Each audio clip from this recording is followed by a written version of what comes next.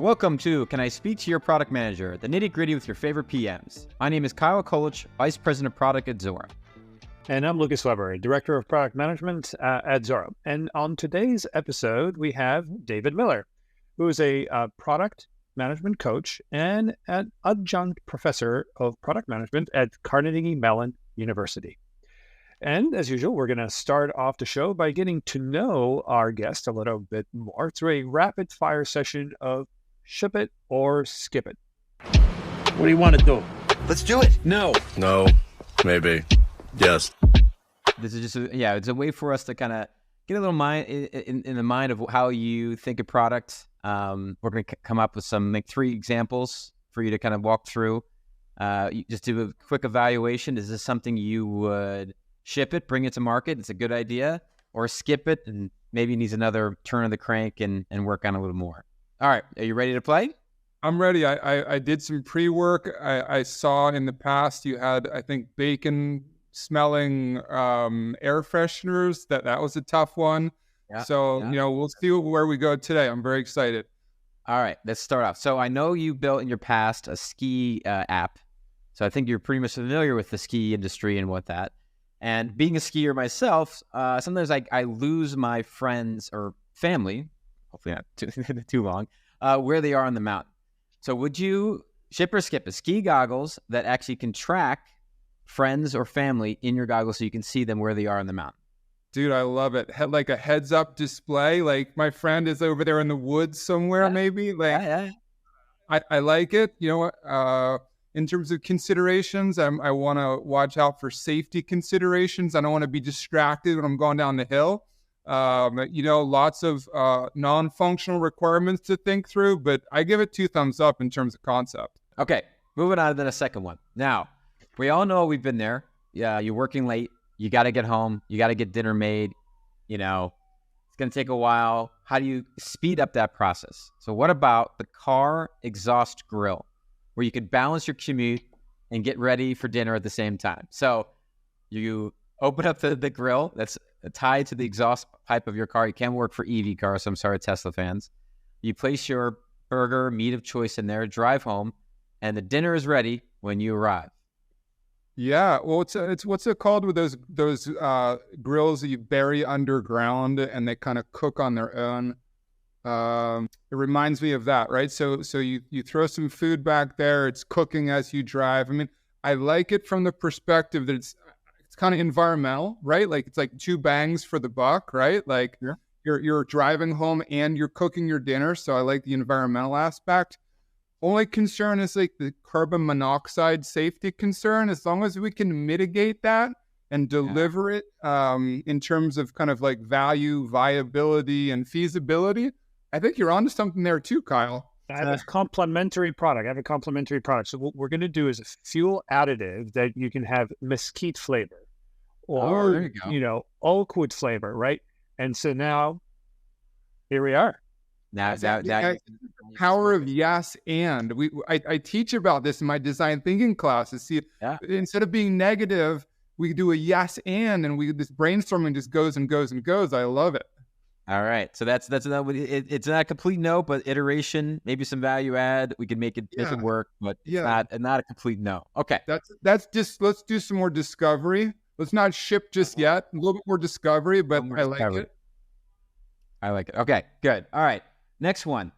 We know that sitting at a desk for a long time is bad for your health. How about the Hawaii chair? Now, this doesn't transport you to Hawaii, but it gives you a workout where you could do the hulu as you do your work. So the Hawaii chair to improve your health, have fun, and get your work done.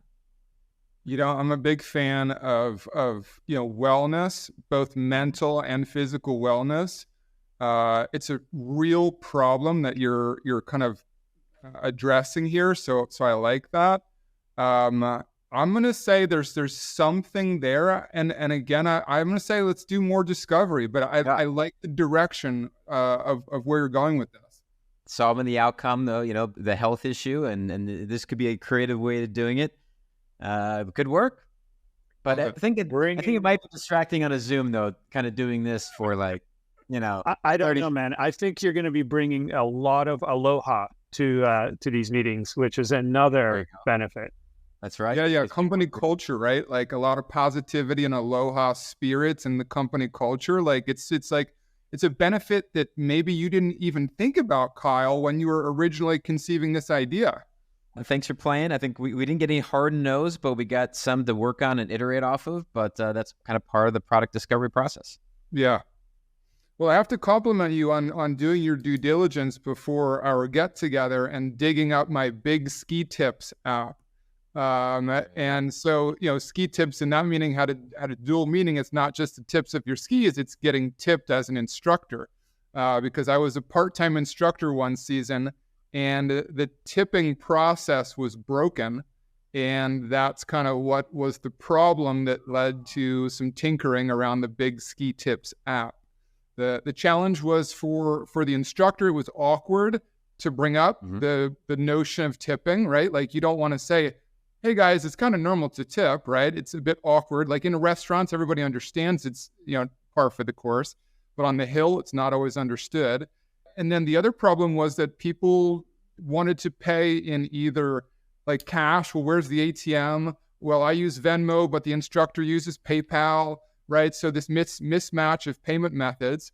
And then there was also an exchange of value that I came up with that was useful for tips was the instructor would take a bunch of pictures of the class during the lesson and then upload those to the cloud. And in order to get the pictures at the end of the lesson, you had to go through the screen that gave you the option to tip and reminded you of what customary tips were in the ski industry. So it's a good exchange of value and a great use of technology. That was awesome. So let's switch gears and go into what we call PM power moves. Powering up. Power move. So this is where we're going to get into the nitty-gritty of the craft, day-to-day stuff, big moves, strategies, etc., around product management. And so we want to chat with you as a product management coach, and you clearly have a lot of experience doing this, how to provide guidance to product managers. Like, how do you go about it? And any tips and recommendations that you would have there as to what's the best way to become the best product manager out there. Product is a job that's, relatively easy to kind of explain in a few sentences, but very hard to do properly. The way I explain it is you have to have perfect, it's really about chasing product market fit is what when I talk about product management in class, right? And I talk about product market fit as a nirvana state that we're always chasing, but we never catch it, right? And it's always eluding us because customer needs are always changing, technology is always changing, the competitive landscape is always changing, and so we're always trying to track where this kind of I play ice hockey, so you want to know where the puck is going, right? You want to anticipate where is going to be the bullseye of product market fit in the future. And so the product manager's job is to chase it. In order to chase it, you have to know your company, you have to know your product, and you have to know your industry. And then you have to have some skills and competencies in terms of experience around business, design, and technology. So what I would say for product folks who are looking to elevate their game is to do a self-assessment and to understand where you are, not only individually, but as an organization as well. Where are you in your maturity process, your evolutionary process? And take note of areas where you need development, right? So as an individual product manager, maybe you're weak on technology, right? Maybe your undergrad is business or you came from design and you need to beef up on your technology. Think about what is the technology understanding, the skills that you need to develop, focus there. Similarly, if you're an engineer, maybe you're not so strong in business or design. So round out your personal kind of skill set and knowledge base. And that's on kind of like personal skills. And then on the other three, going back to, company, product, and market, same sort of thing. Assess your understanding of those three things and look to fill in gaps. And then if you're a product leader, you're going to want to do this at the organizational level as well, and think about where your organization stands from a macro perspective. Those are some quick thoughts on how individuals and organizations can evolve and mature.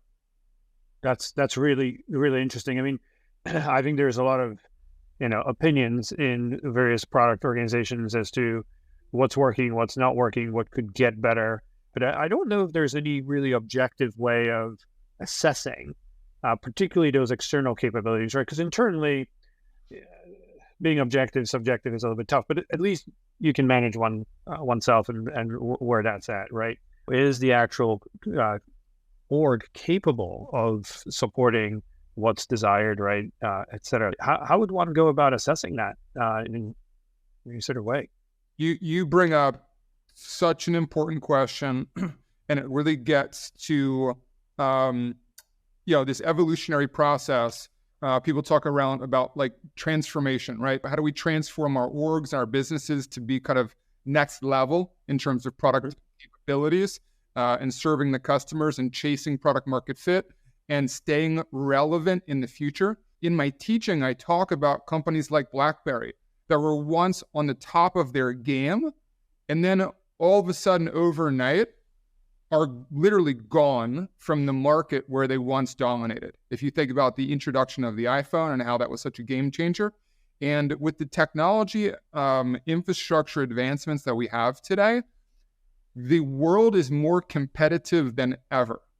So for new companies to be able to scale up and do disruption, the opportunities today are unlike they've ever been in the past.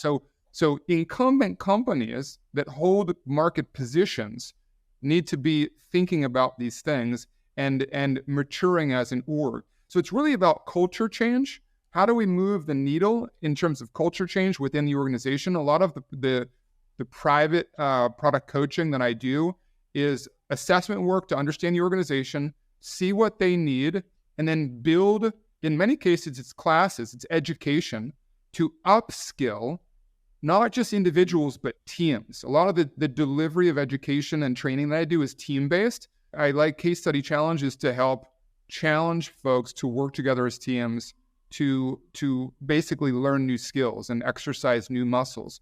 But to your question, assessments historically have not existed. Or if they did, they were basically interviews, right? A product coach like myself would come in and interview the team, and that's very qualitative, and it's good. But this taps on a big piece of work that I've been focused on in the past kind of 6 months, and that is the development of an assessment for organizations to take that will collectively provide quantitative measurement of where that organization stands in terms of its evolutionary process around, let's say, the product operating model, which is like a newer term that I think is good because it's not just about product management, right? When we talk about product management, sometimes we think just about the product managers, whereas when we talk about a product operating model, we're talking about all of the departments and teams that serve the customer. And I think that's a proper shift, right? So it's really about understanding the product operating model at companies, and the assessment is a tool that we're working to provide that allows an organization or an individual, for that matter, to assess where they are. If you think about the Myers-Briggs test, it's an iconic personality test that many of us have taken. So we get these acronyms that kind of educate us to who we are, how we think. And that's useful because if I know how I am and if I know how my team is, I can communicate with them better because I understand myself and I understand them. So this assessment that I've been working on helps teams do that from a product-focused perspective.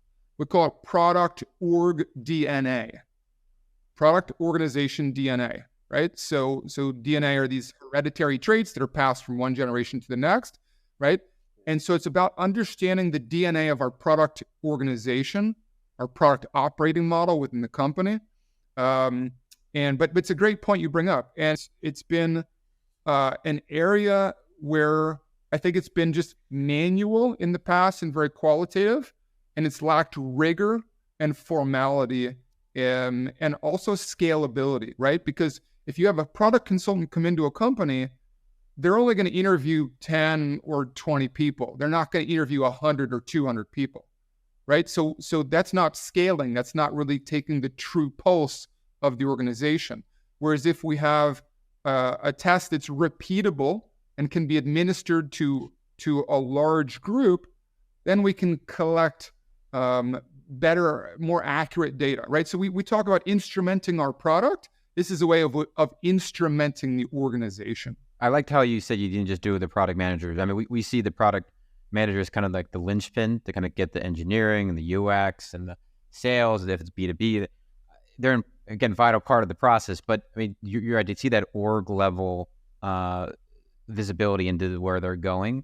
It does help to scale out to talk to different leaders or different people in this organization to get that full feel. Because, you know, again, the product manager might be like, I'm ready to go. We're going to change our model. We're going to do this, you do this offering.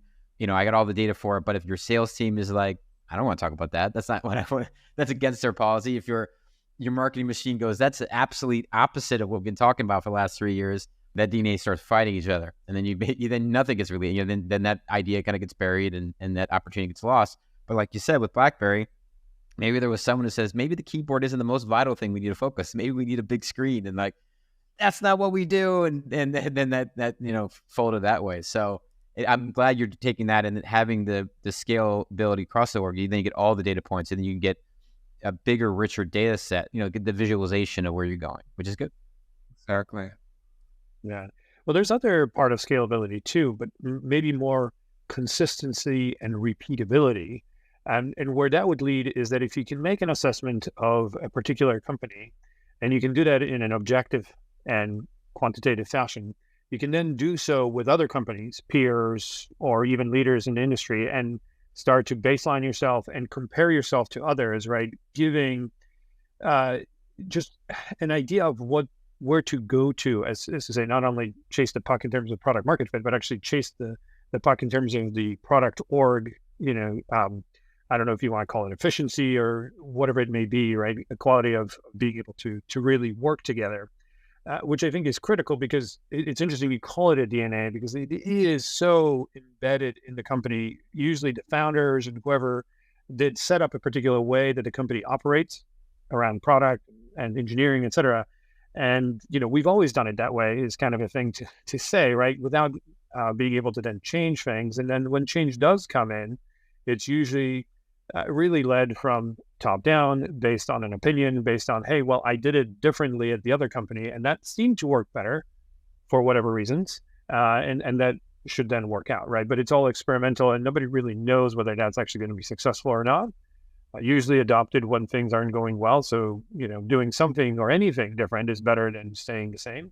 That's kind of the propulsion. But again, it's not directed. It's not purposeful in terms of, understanding that there is an actual quantifiable objective direction to move to. You bring up a good point, and that's kind of like this top-down kind of culture dictation, right? So leaders and HR teams attempt to kind of dictate culture, right?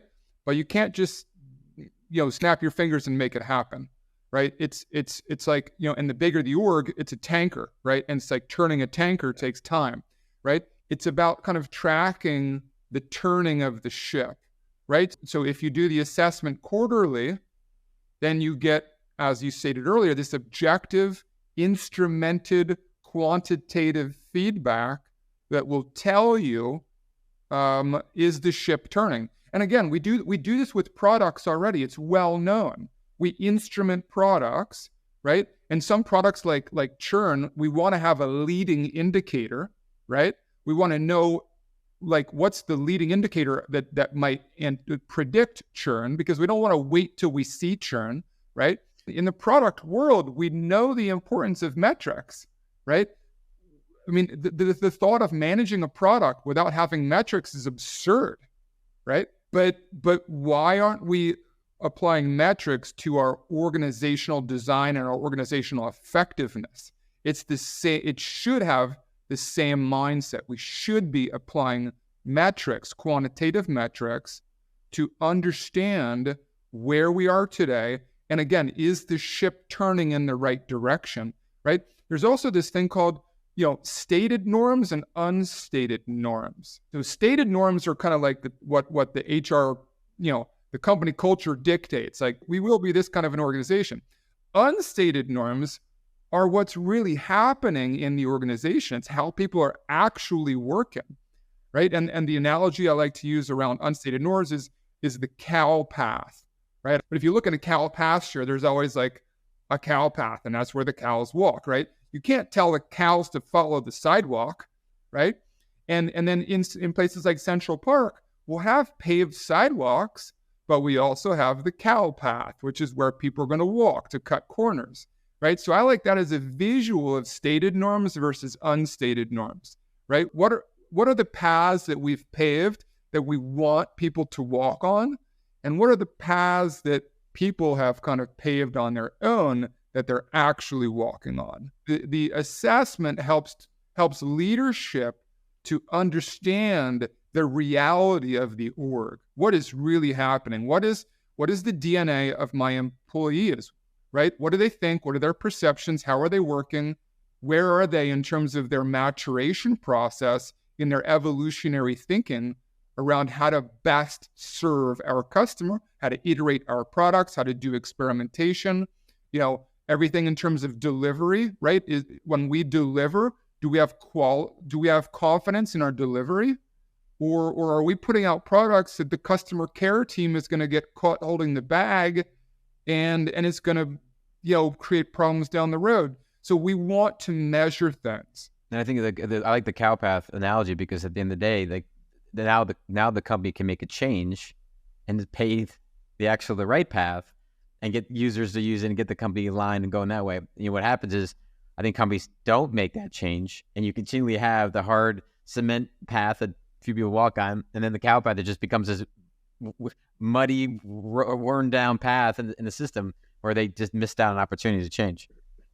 Yeah, and how to shortcut the process. That, again, it speaks to inefficiencies, and and that assumes that there is an actual path you can take, and not just a bunch of fences that you'd like to go through but can't.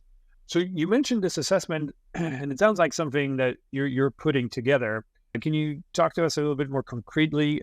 Where is this assessment? What is it? When can we have it? Great. Yeah. So there's actually a website, Product.org.DNA. You can go to the website, read a little bit more about this effort, and you can sign up to be one of the beta customers, right? So we're following a traditional product path here.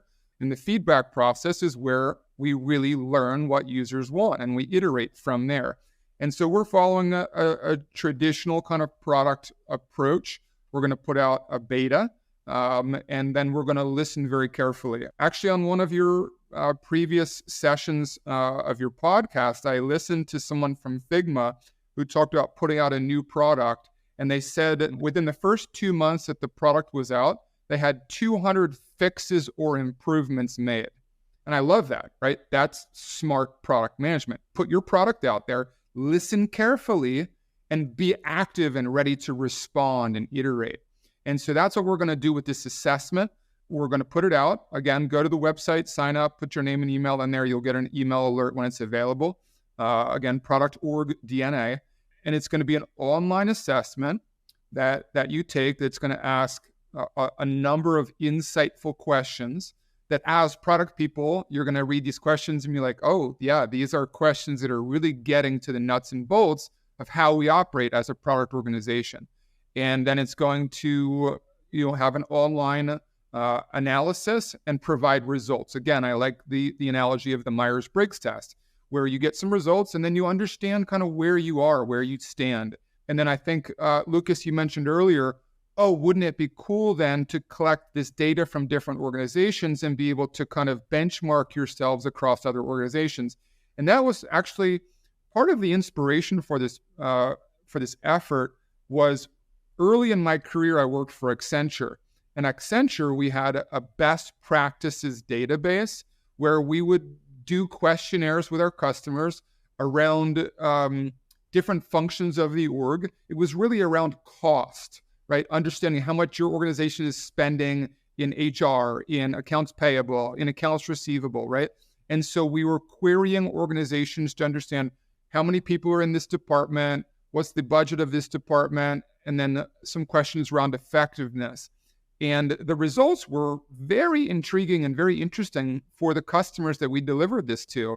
And this was many years ago. The online questionnaire capabilities and the online analytics were not what they are today. So we're hoping to have some very insightful results to share with people. And the hope is that those results fuel insights, right? So as product people, we know that when we're doing, customer research, user research, we're looking for insights. Insights are the gold that we're mining for. And with insights, we can take actionable steps to do ideation, to do prototyping, to do solution architecture, to do A/B testing, to solve customer problems, right? And so that is the ultimate hope here, is that you take the assessment provides feedback to you, that feedback yields insights, and those insights can then become actionable steps that, again, going back to the tanker analysis, you can turn the ship, right? You institute some training, or you change some policies, or you do some things to influence your culture of your organization so that you can get better, more effective, maybe more efficient, and you can improve as a product operating model in your organization. Yep. Yeah, that's awesome. You're definitely addressing and I think that's one of the hardest parts of being a product manager, is that, getting that insight and then be able to turn the ship. And I think some of the frustration is that maybe the organizations are kind of against it. This article, I think, in CNBC came out like in December, so just a few months ago. And it's like the number one job people want to quit, and senior product manager was number one. There's a hierarchy of where product managers are like, I'm out. And I wonder if this assessment kind of helps address that, because I think there is a lot of frustration in the product management and roles and how the organization's laid out, and there's just a lot of expectation. This, I think, helps kind of bring that out and bring that visibility, so we get them off at least the number one ranking of wanting to quit. Yeah, you make such a good point. There's a quote that says, how do you win an argument, in the boardroom or with your bosses? Well, you bring data, right? Because data wins arguments, right? It's no more opinions, right? And so I think, Kyle, you're right. There is a lot of frustration. I've heard many data points on this, right? Marty Kagan talks about this as well. There's some valid reasons why there's frustration, and it's a complicated issue. It's not so easy to pinpoint, but some of the frustration, I think, can be addressed with survey results, right? Because then you've got the quantitative, you bring data to the argument. And it's not you just going to your boss or you going to upper management and say, hey, I'm frustrated because I'm feeling this way. It changes, because now it's you going to either your boss or the management team or the leadership team and say, hey, we've got some dysfunction in the org. Let me show it to you. Let me help you understand it. Let me help you digest it, right?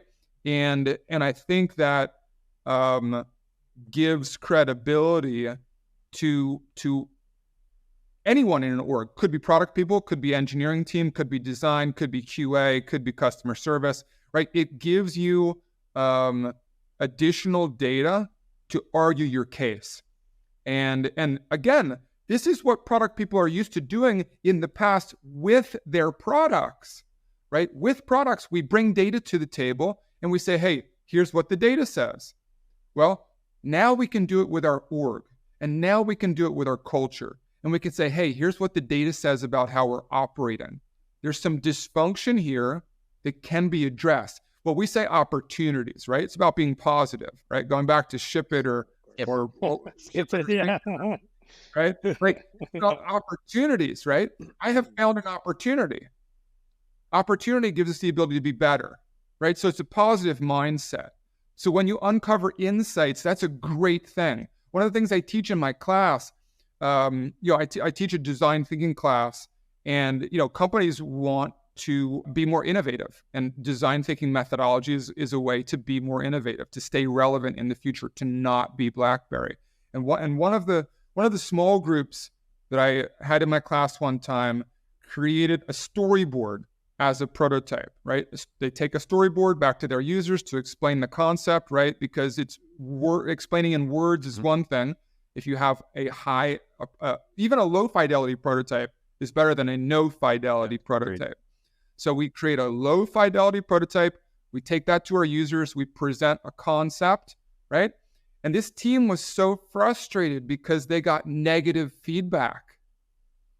And I said, this is the best time to get negative feedback because you have not invested in a high fidelity prototype. You've not shipped a product.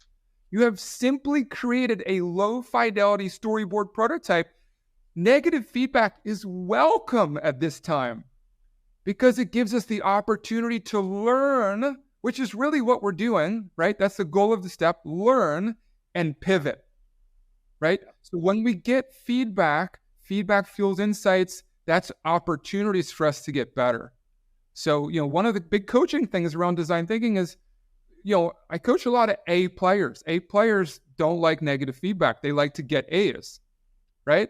So A players need to be open to receiving feedback that's not always glowing, and that's good, right? So when we get this feedback from this survey and this assessment, it's opportunities.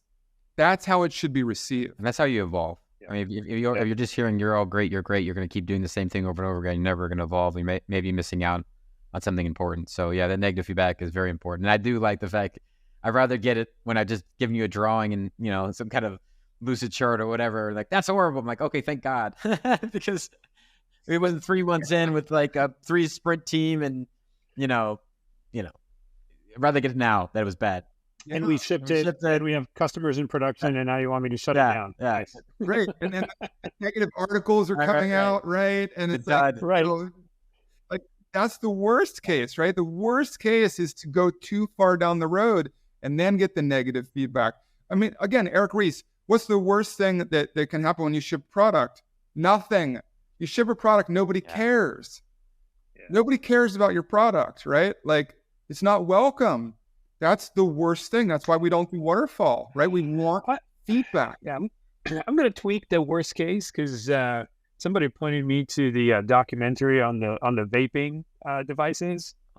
Sometimes shipping something can actually do worse. This will actually damage society. So there is a caveat that sometimes you can be so successful that you're actually really bad. But aside from that, I agree. That's exactly right. That's a great point. It reminds me of like Theranos, right? Like, we don't want to ship too early, right? If you're shipping blood test machines, let's make sure we've got good QA and FDA approval. And right, it's like blood test, healthcare and Boeing for airplanes, right? Yeah. Like, we don't want to just ship and start collecting feedback, right? So there are some industries that you bring up that are very important, where we do things a little bit different. You don't want to be a beta tester for a blown flight. Let's just say that. That's wonderful insight, David. Really, really appreciate that. All right. I think that was a great conversation. Looking forward to how this evolves. I think you were saying that you're looking to launch this assessment tool, product org DNA over the summer. So it sounds like you're going to be getting that feedback and hopefully collecting data, and we look forward to the insights. You think we'll have something coming out for those that participate, maybe late summer, fall? Is that typical timeline question, right? Early summer, okay. Yeah. We want to move quickly, and there's definitely need for this, and so we're targeting early summer, and I will let you guys know. Directly. I'll let you know when that happens and when that's available. But again, I would encourage your listeners to go to our website and just sign up. That way you're guaranteed to get an email when the questionnaire and the related kind of data analysis is available. Wonderful. And very much looking forward to it. It's a very great take on how to make product orgs much more efficient and better. David, any sort of final thoughts from you? on the world of product management today that you'd want to highlight? My thought is that product today is a well-known field, right? It's most of in my classes, when I teach class on product management, I said, how many people want to be a product manager? It's like 90 or 95% of the hands go up. Product management is a kind of job function. It's in the spotlight, but it's existed for a long time. And my father was a product manager a long time ago, right? It's evolved greatly, especially in the world of tech products. It's very unique. And you see these data points coming up in many places. Kyle, you mentioned that article, and Marty Kagan talked about it. It's a talked about thing, right?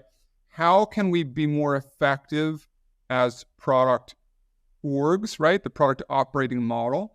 And I think that's the challenge of our time today. And it's a critical role. There's varying levels of success in how it's implemented.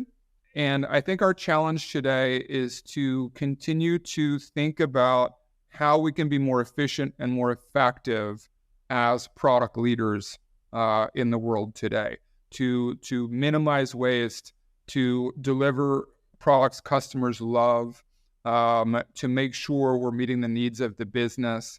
There are some challenges, but there's opportunity there. And I think that there's some phenomenal opportunities that are in front of us as product managers and product leaders in the world today. So that's my parting thoughts. Awesome. I agree, David. And of course, the mission moment for every product manager is to take those insights, turn it into a product, right, and make it successful. Amazing.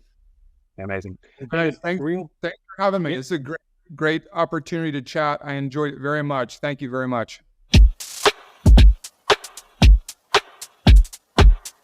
Yeah, I think that was a great conversation with David. I like how he's addressing the assessment and using that to bring out the assessment of a product manager, and then also the overall org, and how the product manager has to look at the company, the product, the industry, the market, and get an evaluation of where their mind's at, as well as then looking at the org and how all those complementary forces can help that. Because one of the frustrations that PMs do have is, how do I change the trajectory or the DNA of a company? And if that data isn't available when you get that assessment, see all that, it's very hard to come back and say what is wrong and how we fix it. A lot of times you have I think it's this way, but with the assessment thing, it will bring out the data to then say, okay, here is actually the root of the problem, and this is how we will address and change, make the change we need to make the company $1 billion company or IPO or whatever the strategy is. So I think that was really interesting to hear him talk about the assessment, what he's doing with that.